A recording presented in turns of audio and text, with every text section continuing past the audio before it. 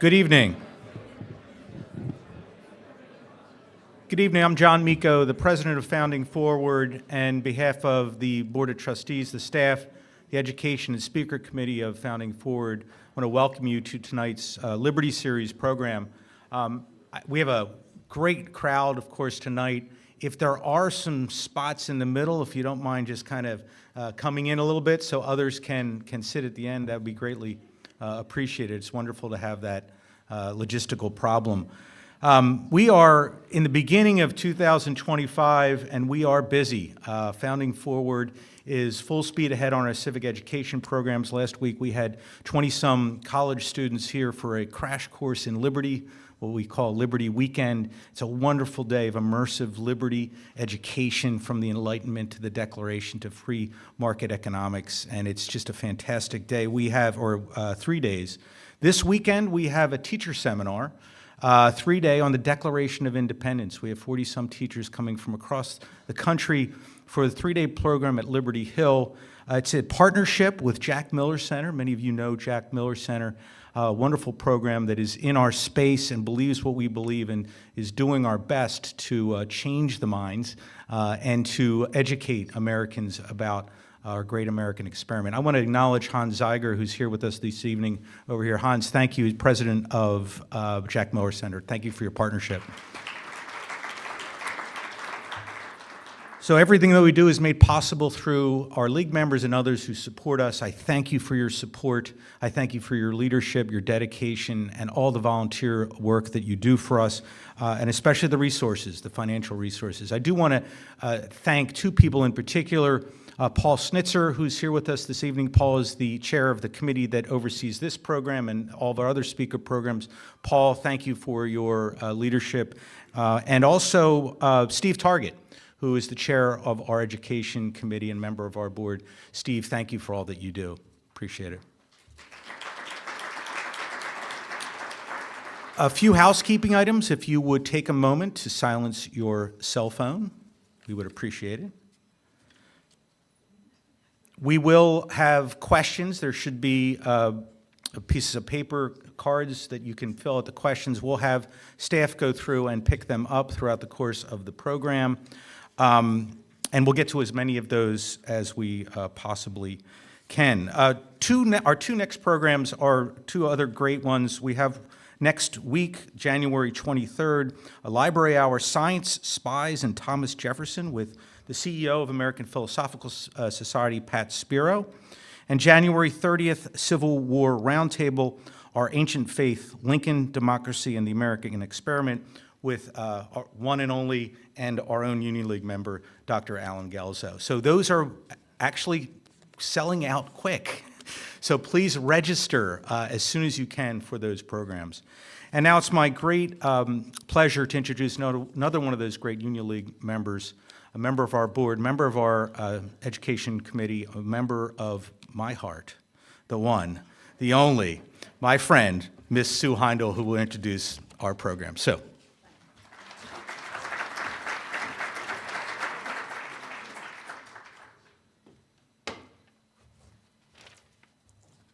Thank you, John. Good evening, everyone. So it's my pleasure to introduce our speaker tonight. So Ben Klutsey is a new executive director of the Mercatus Center of George Mason University. The Mercatus Center advances knowledge about how markets solve problems and help us lead happier, healthier, and richer lives. Through their efforts to bridge the gap between theory and practice, they strive to realize a world where markets operate at their full potential to increase abundance, civility, and well-being. Before becoming executive director, Ben led the Mercatus Center's program on pluralism and civil exchange, an initiative dedicated to fostering a deep understanding and appreciation for pluralism as a fundamental pillar of a free, flourishing, and prosperous society. Ben is passionate about driving meaningful dialogue and advancing ideas and practices that sustain a free and open society. In 2023, he starred in Undivide Us, a documentary about the power of open discourse. Through the lens of 6 focus groups across 3 American cities led by Ben, The documentary challenges the ideas that citizens who disagree are not capable of civil conversation and demonstrate the truth that, even in our differences, the American experiment is still alive and well. Founding Forward is honored to welcome Ben Klutsey. Ben.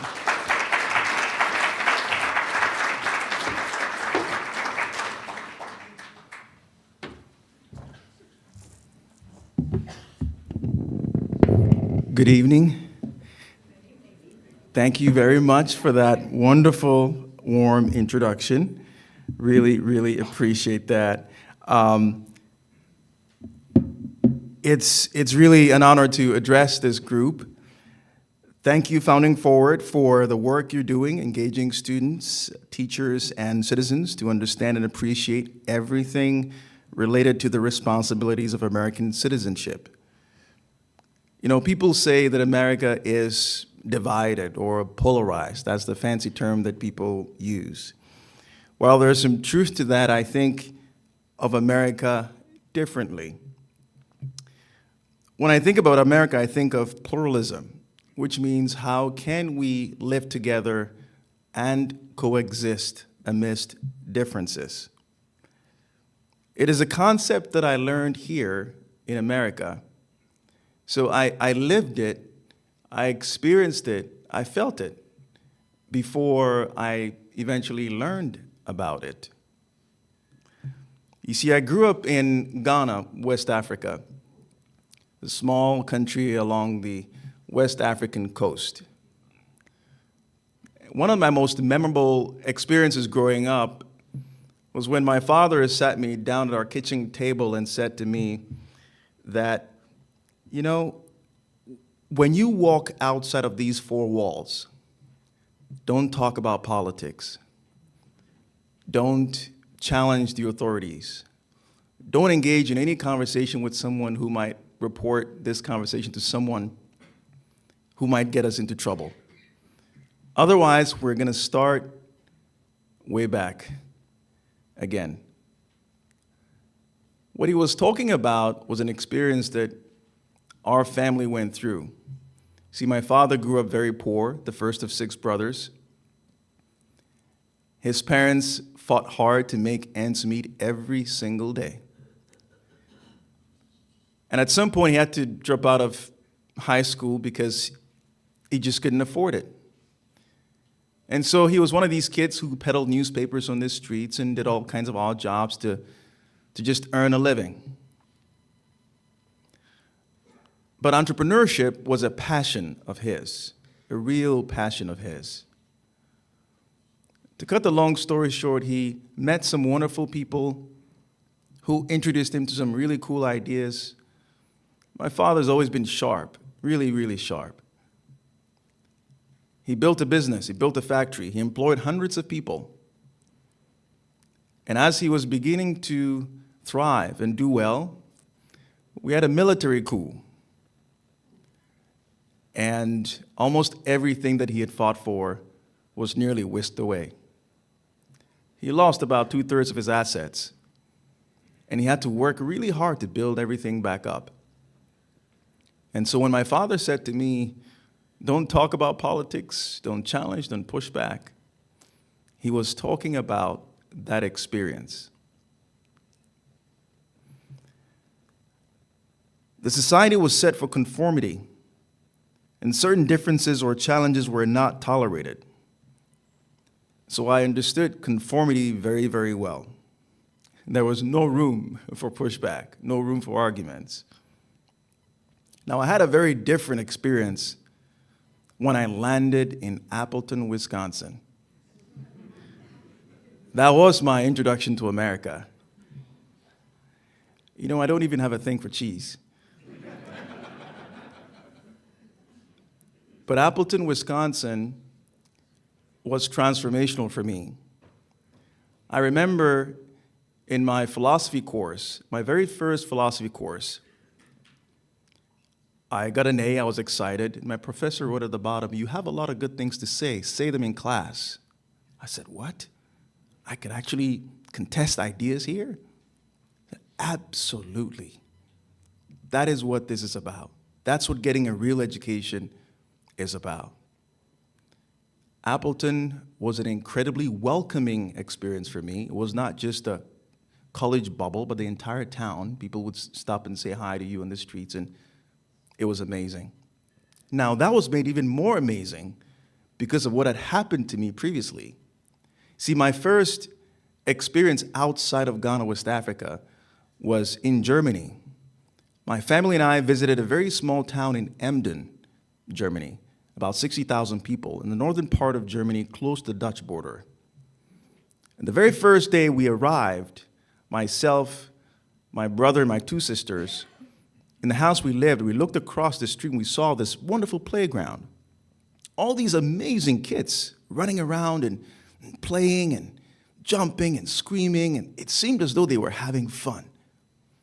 And as an 11-year-old, it was just a place to go.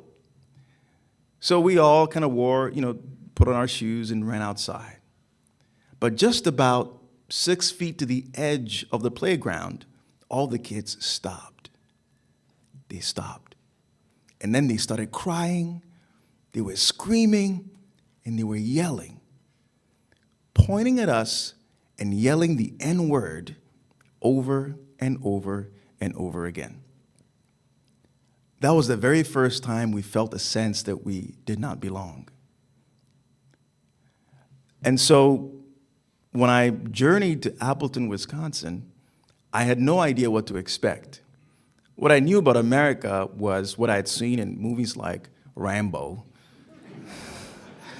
Commando, Roots. So I was open to all kinds of experiences. But Appleton was transformational. So I have been interested in the concept of pluralism for a very long time. Why did the people of Emden reject me? Why did the people of Appleton welcome me? Why did Ghana shut down all forms of political dissent? And I see it as a cornerstone principle of a democratic society. According to Yasha Monk, who is a political scientist at Johns Hopkins University, who wrote a wonderful book called The Great Experiment, he talks about how most of the celebrated democracies in history have been fairly homogeneous societies. And most of the celebrated multi-ethnic societies in history have not been democratic, fairly authoritarian.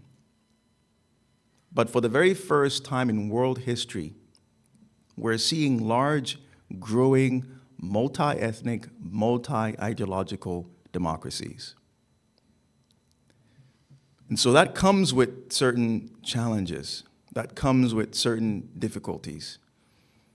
And I'm going to talk about two of these challenges that are emerging that make it very difficult for us to foster and advance what I'm calling pluralism. That's the peaceful coexistence with people across differences. The first thing is polarization. When political scientists talk about polarization, they mean two things. Sometimes there's a third one. But the first thing is about the ideological distance between two parties. It's pro-life, pro-choice. It's, pro-Second Amendment, pro-gun control. But these differences have existed within American society for a very, very long time. If anything at all, it seems as though on certain issues, we have gotten a little bit closer together. So political polarization is actually not very new. In fact, in the 1950s, I understand political scientists were worried that it was very difficult to distinguish between the two parties because you had, conservative Democrats and you had liberal Republicans. And they said, we have to find ways to, make sure that people can differentiate between these two parties. I'm sure they would regret where things are right now if they. So There is political polarization. We've had it for a very, very long time in our country's history. But the other thing that is challenging is what political scientists call affective polarization. And affective polarization has to do with how we feel about each other. It's the degree to which individuals experience negative feelings toward political or social groups they oppose, and positive feelings toward their own group. And so it's more emotional than it is ideological. Monica Guzman, who wrote a wonderful book called I Never Thought of It That Way, puts it this way. She calls it the effects of siloing, othering, and sorting, or sorting, othering, and siloing. We've sorted ourselves into like-minded geographic spaces, so we don't encounter people with as much difference anymore. And so the more you spend time with people who agree with you on everything, the more you swap your benign view for more extreme views. And it could be something very, very similar, very, very trivial, like the altitude of Colorado or how cold or hot it is in a particular area, because we egg each other on. And then we sort each other, we sort into different categories, and then we otherize the other. And then we stay siloed in these categories. And I think that's a major challenge. A 2022 survey showed a big increase over the previous 6 years in the number of Americans who said people on the other side were more immoral, closed-minded, dishonest, and lazy, amongst other negative traits, than people in their own group. In 1960, 4% of Republicans and 4% of Democrats said they would be displeased if their son or daughter married someone of the opposite party. In 2019, 45% of Democrats said they would be unhappy if their child married a Republican, and 35% of Republicans said they would be unhappy if their child married a Democrat. So negative attitudes towards inter-party marriages is higher than interfaith, interracial, like, it is wild. So when we are sorting, we are othering, and we're siloing, we're developing what psychologists call meta-perceptions, what we think other people think about us. We think they have the worst view of us, and it increases our tendency to hold the worst view of them. And we can talk about many causes. The media comes up a lot. There's a lot of sensationalism and focusing on negative news, and people are in all these echo chambers. We can talk about electoral politics, particularly the primary system, in ways in which things get really, really polarized. So I want to highlight that polarization as a big issue, and that we have political polarization, which has been with us for a long time, but we have affective polarization, which has worsened over the years. And it's also creating another phenomenon. Across Western democracies, the United States is seeing the steepest decline in social trust. We've always had a healthy distrust of institutions, but how we think of one another, the trust we give to one another, has also declined over time. The other challenge besides polarization is populism. Populism is fueled by this anti-establishment, anti-elite phenomenon. My colleague Martin Gurry, who wrote The Revolt of the Public, talks about this, that over the past few decades, we've seen institutions that have let people down. They've made all kinds of mistakes. They've provided information that have not been accurate, going all the way back from the war in Iraq to, the financial crisis, when the experts were saying that everything was fine when it turned out that things were actually not that fine. To COVID-19, when information was changing so rapidly on the ground that people got very disoriented about what we were learning from the officials pretty much every single day. And so the distrust of institutions has fueled this populist fervor in our society as well.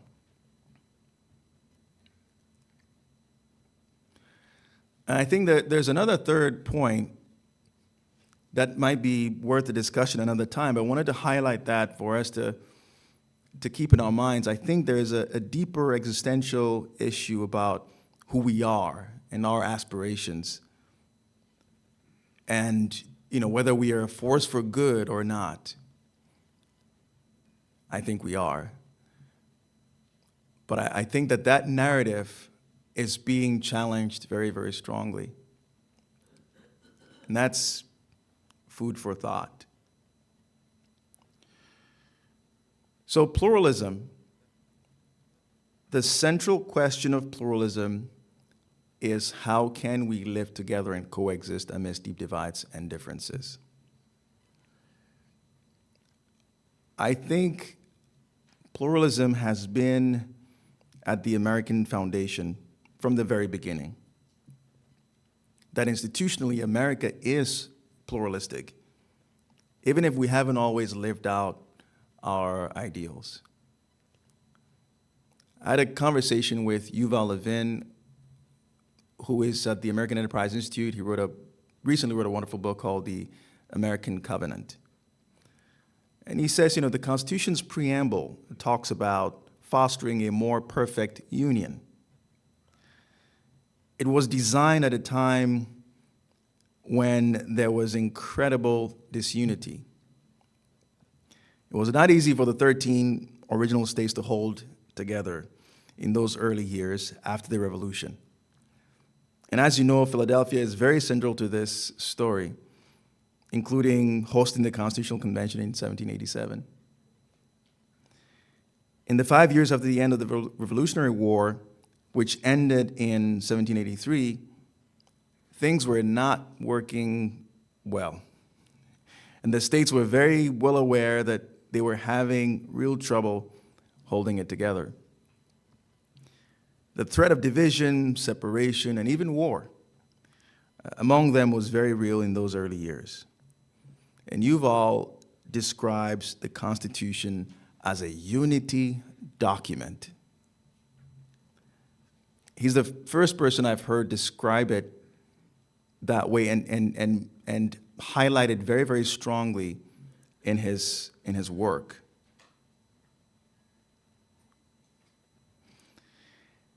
Because he says it created the opportunity for us to act together when we don't think alike.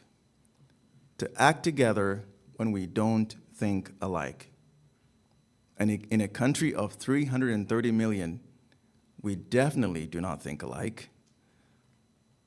There are differences from everything from the flavors of ice cream to the purpose of the country and so on and so forth. But he says it created constructive tension all over the place. I'm going to read out his words because he says it better than I can. He says the logic of federalism, for example, is that you don't have to answer every question at the national level. People can live in one way in one place, in another way in another place. There is also an essential kind of constructive tension at the heart of the Constitution around some of the most divisive questions the convention faced. Should we prioritize the small states or the large states in thinking about the design of Congress? They just did both at the same time. Is the president supposed to be an elevated head of state, Or is he just a glorified clerk? He's both at the same time. That living tension allows the system to have some room to move with events and to prioritize things differently at different times.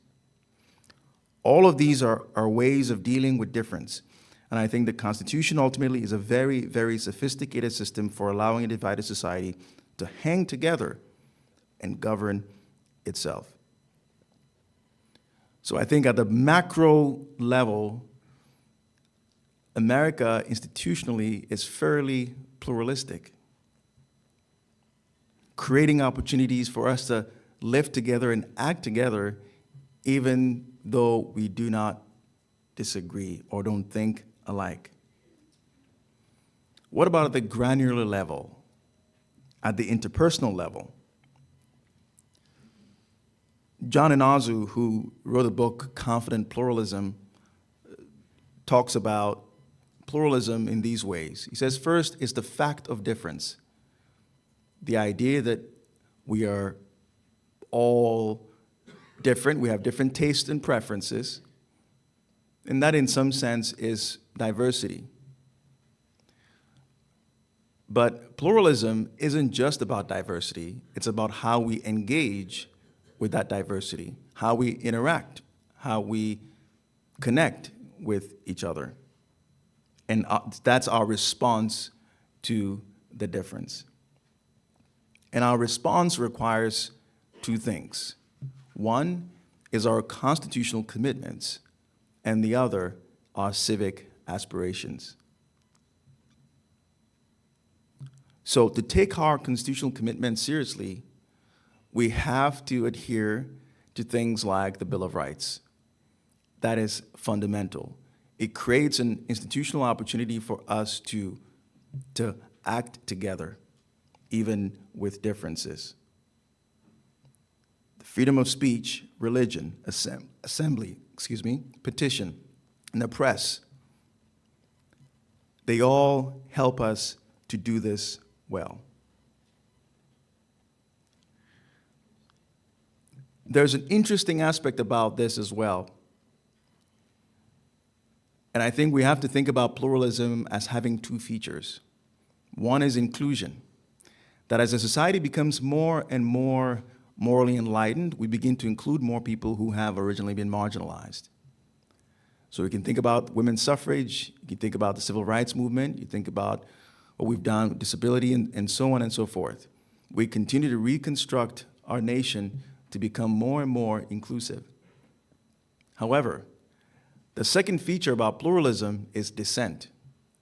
And you cannot truly have a pluralistic society if you do not allow for dissent, for people to disagree with common trends, for them to form their own, coalitions, associations. That's important. But you can quickly see how inclusion and dissent can sometimes be in tension. But our constitutional commitments, like all the things that are enshrined in the Bill of Rights, help us to sustain this tension over a long period of time. But John Inazu would say we can't do this with rules alone. We need to think about civic aspirations. So what are these civic aspirations? The first is toleration, which comes from the Latin word tolero, which means to endure. There's a kind of enduring that happens with each other when there are all these tensions, when there are all these strong disagreements over the place. The other is humility. That, sometimes you just can't bring someone over to your side. You can't quite make the case. And that's okay. And the third thing is patience. Patience doesn't mean that you're passive about what's going on, but that it's going to take a very long time for you to make your case and for change to happen your way. And even if it does, in a democratic society, it could be temporary, and then things change again.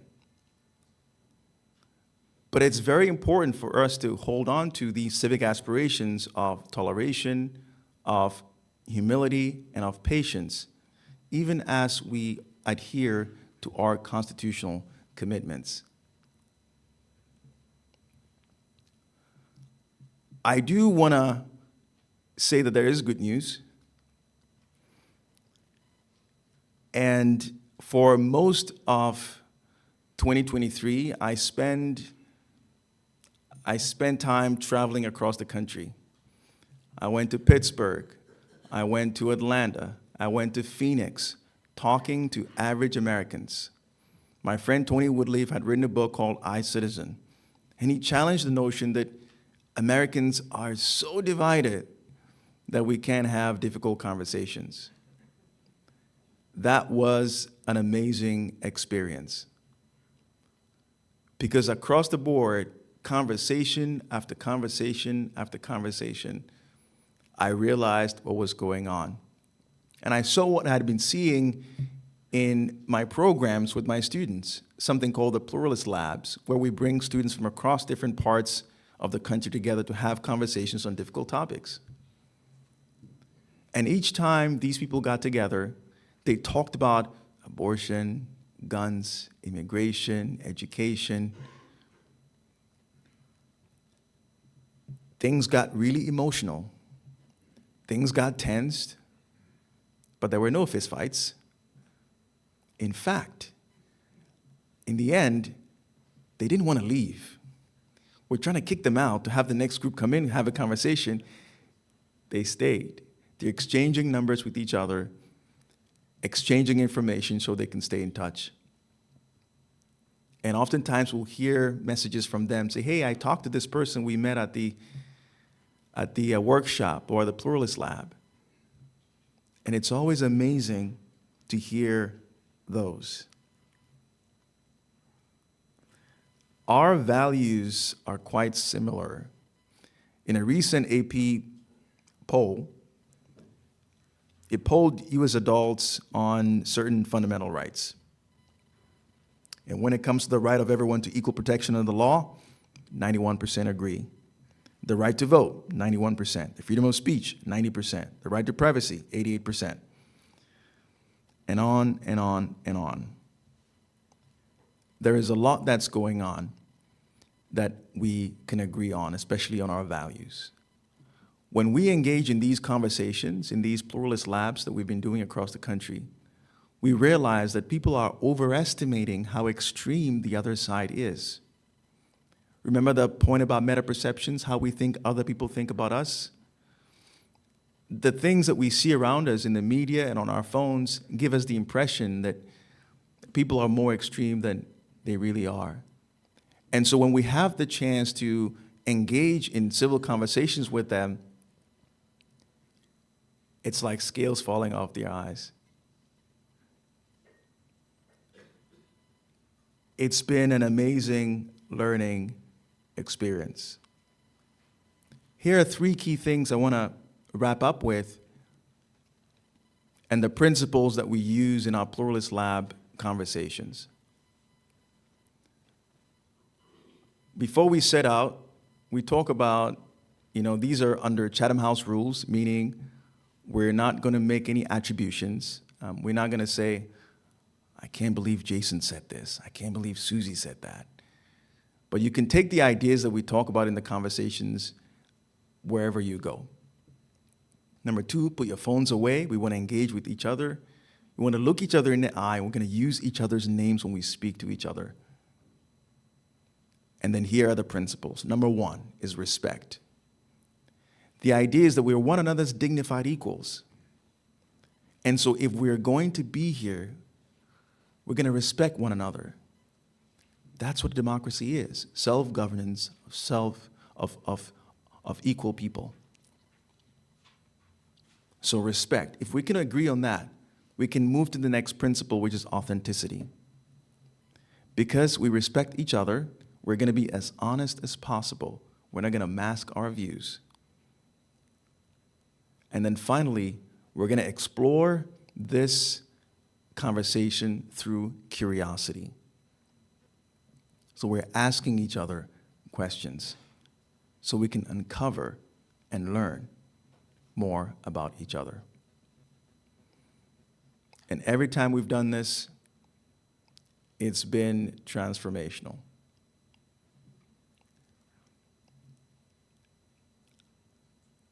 In Monica Guzman's book, I Never Thought of It That Way, she has a really interesting story about what happened in the aftermath of the 2016 election.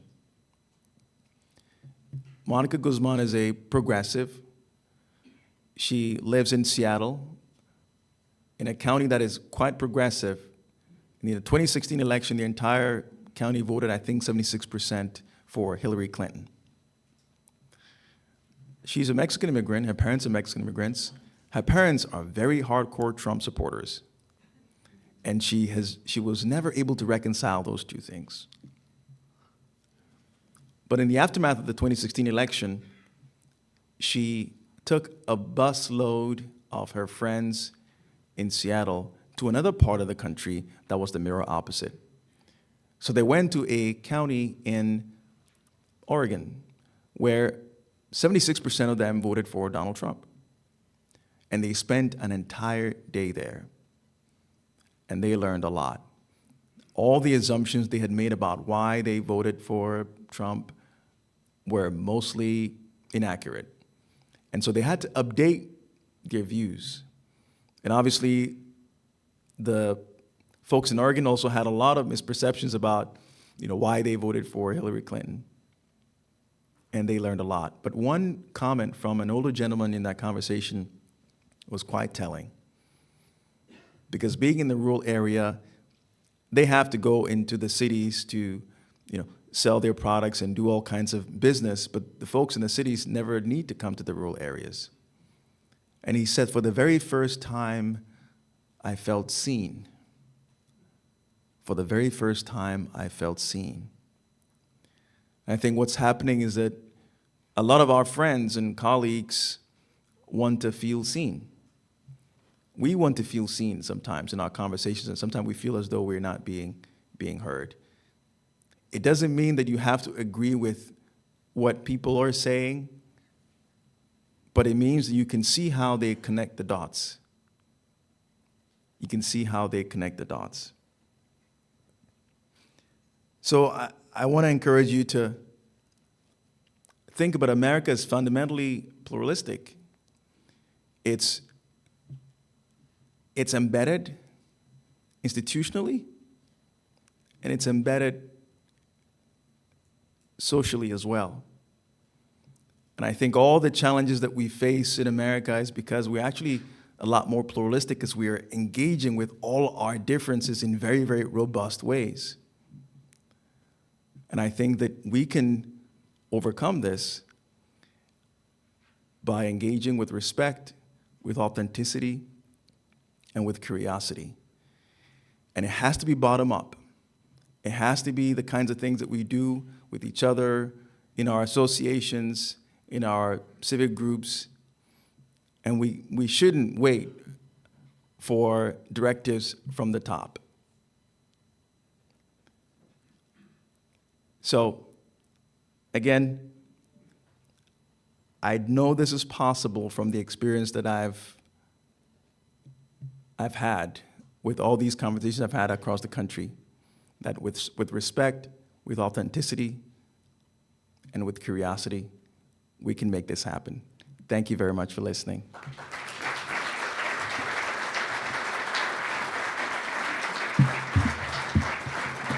Ben, thank you so much. We have lots of questions around a couple of issues. And one of them is about pluralism and principles. So you touched on this a little bit, but if you could expand on perhaps, are there other principles, values that cannot be, I'll put it this way, pluralistic? Are there certain values and principles that we must agree on? Yeah, I mean, I think that those three things are critical. I think respect, authenticity, especially those first two, are critical to have any kind of civic conversation. And then there are some extremes, and I often get asked this question, where do you draw the line? I think you have to draw the line. I mean, I'm not willing to entertain any conversations with people who engage in cannibalism, let's say. That's not, That's fair. I'm sorry, that's, or, pedophilia. I mean, there are lines that we ought to draw. But I think for most of the issues that we have that are generating all kinds of challenges socioeconomically, I think we can have those conversations. And if we focus on those principles, I think that we can do it. Social media. Lots of questions about social media and its impact on this issue. The questions are, what is the impact? How has it happened? And what are some ideas that can help us fix it? The social media makes a huge impact on how we engage with one another, because it's the thing that gives us the impression about what's happening on the other side. It's interesting that if you look at Twitter or X, about 76% of the political tweets are generated by about 6 or 7% of the people on Twitter. So there's a small percentage of people who are generating a lot of heat. And so most of us go on there and we say, oh my gosh, this thing is terrible. Let me stay far away from it. Or this thing is terrible. I see this person supporting this thing, liking this thing, or retweeting this thing or whatever. And I attribute everything to this person because they are liking this thing. And so we're over-interpreting the things that they're liking and retweeting and so on and so forth.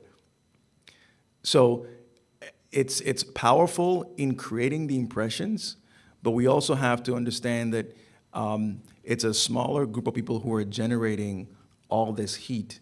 We have to put this in perspective. I think like any new technology that we've had in this, in our society, in the modern world, with the emergence of the printing press, there were a few wars that emerged as a result. I'm not saying we're going to have wars because of social media, but it did create a lot of tension. So did emergence of radio and talk radio. In fact, we've seen polarization go up, starting way back from talk radio all the way through the emergence of social media and all of that. And I think there is a grappling that's happening now. We're learning how to use these tools. You can use it for good, and people are connecting with each other on some very, very important things to collaborate, to be productive. But there are a lot of things that's happening that's not great as well. I think it's going to take some technology to also fix some of these issues, and it's going to take some self-discipline. It's going to take a number of things to help us solve the issue, but I think we are in fairly early days of this.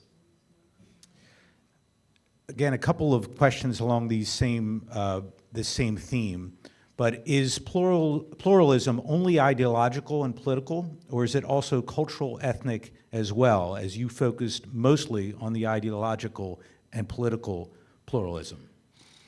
I think it's all of the above. It's all of the above. It's cultural as well, but I think America does really well in bringing people from different parts of the world together to assimilate. I mean, I'm an example of someone who chose to be an American because I love America, and America was so welcoming to me. And I think that America still does this, but our divisions are strongly along political lines. As I mentioned, negative attitudes towards inter-party marriages is higher than interfaith and I mean, that's major, and I think it's pointing to a certain issue that while there are cultural challenges and issues, that is less serious than the political tensions that we're experiencing. So the next question was about assimilation. Mm-hmm. And the question, I'll phrase it this way: assimilation, good or bad? Answer that and we'll get to part two. I think it's good. It's good. How do we do it? It's a great question. Sam Goldman has a book called After Nationalism. And in that book, he talks about the different narratives that have described what America is throughout our history. The first narrative that characterized America was the idea of the covenant, the notion of the covenant. And you can quickly envision how it has these sort of biblical connotations. It was very much an idea that resonated with a lot of people in the New England area because of the Protestant connection there. Over time, we could see how it sort of left certain people out, right? And then the narrative of the crucible became a strong one in American history, which is sort of the concept of the melting pot. And that we can sort of melt together and become this thing. But in a very, very diverse society, we cannot all agree on what this thing that you can become is. And so the narrative of the creed emerged out of that, which is the idea that America is a creedal nation. And all the things that I mentioned about the Bill of Rights and we are all created equal and all those things have become narratives that people from all walks of life and from all parts of the world have embraced. And I think it's really important for us to continue to build on that narrative, to continue to, what you guys are doing, I think is really important, helping to remind people what our history is and sort of the narratives that have informed who we are. Stories are important. We have to continue to emphasize and build on these narratives. So I think that's the way to do it. You must be reading these cards. There's a question about history and shared history and the importance of a shared understanding of who we are. You just started to touch on this. Can you expand? Yeah, I think that we need to have a shared understanding of who we are. Otherwise, we become way too fragmented. There's some of the challenges that we're facing are hard to manage. So if you take the decline of, people's adherence to institutional religion, for instance, it's interesting. We used to have, religious institutions that people would attend and be affiliated with. It gave us a sense of meaning, community, purpose, and the rituals that bring all of these things together. And as we're retreating from that, people are trying to cobble together all kinds of experiences to give that sense of connection, right? And I think that this is where the challenge is. And while, because we are a liberty-oriented, society, we care about people's freedoms. We don't want to force people to be part of anything they don't want to be a part of. There will be some fragmentation. I think that's creating some of these tensions, but we can rebuild through civic culture. I was just a part of a working group that the American Academy of Arts and Sciences put together on how to rebuild civic culture. And one of the things that we talked about is sort of these shared narratives. Programs like I talked about, the Pluralist Labs, where people can get together and have conversations with people from across differences. These care groups that emerged during the pandemic, where neighborhoods will get together and go shopping for someone who may not be able to care for themselves, right? So there are all these groups and things that are emerging that I think give us an opportunity to rebuild civic culture, and I think that we can. Ladies and gentlemen, please thank Ben Klutsey for a wonderful talk. Thank you so much. Really appreciate it. I thank you for ending on that positive note. Thank you. Ladies and gentlemen, Ben Klutsey.